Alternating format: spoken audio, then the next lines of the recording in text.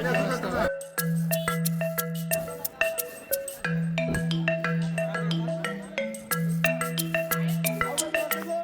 জেনে থাকবেন যে আজকে আমাদের এই রূপগঞ্জ ইউনিয়নের গতিয়াব এলাকায় একটি গুড়ি উৎসব আয়োজন করা হয়েছে। এই গুড়ি উৎসব আমাদের একটা ঐতিহ্যবাহী উৎসব, যে উৎসবটা আমরা আমাদের এই বিগত এই দাদা বাবাদের আমলের সময় থেকে একটা ঐতিহ্য বহন করে আসতেছিল।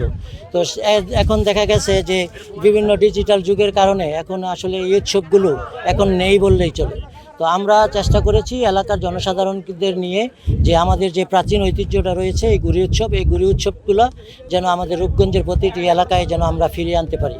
আপনারা জানেন আমাদের রূপগঞ্জের মাটি ও মানুষের নেতা নারায়ণগঞ্জ এক রূপগঞ্জের মাননীয় সংসদ সদস্য জননেতা জনাব মোস্তাফিজুর রহমান ভূঁইয়া দীপু ভাইয়ের যে স্বপ্নের রূপগঞ্জ গড়ার যে প্রচেষ্টা, সেই প্রচেষ্টার একটা অংশ হিসাবে আমাদের যে গ্রামীণ খেলাগুলো রয়েছে, বিশেষ করে এই গুড়ি উৎসব, এই হাডুডু, কাবাডি, এই খেলাগুলো আমরা চেষ্টা করছি যে আমাদের গ্রামীণ জনপদে এই খেলাগুলো যেন ফিরিয়ে আনতে করি। নতুন একটা উৎসব, এটা ঐতিহ্যবাহী একটা খেলা।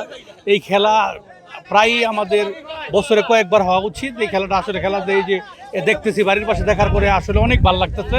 এই ঐতিহ্য খেলা আসলে এই গ্রামের বিভিন্ন লোকজন অংশগ্রহণ করেছে, বিভিন্ন শ্রেণী পেশা বয়সের লোকজন অংশগ্রহণে যে একটা আনন্দ বা ভ্রাতৃত্ব সৃষ্টি হচ্ছে, এটা আসলে একটা মেলাবন্ধন মানুষের আসলে যেই মানে সবাই মিলে একটা ফুর্তির বিষয়টা আছে। আমি চাই যে প্রতি বছর নেই এবং আরও সুন্দর করে এই খেলাটা প্রতি বছর হোক।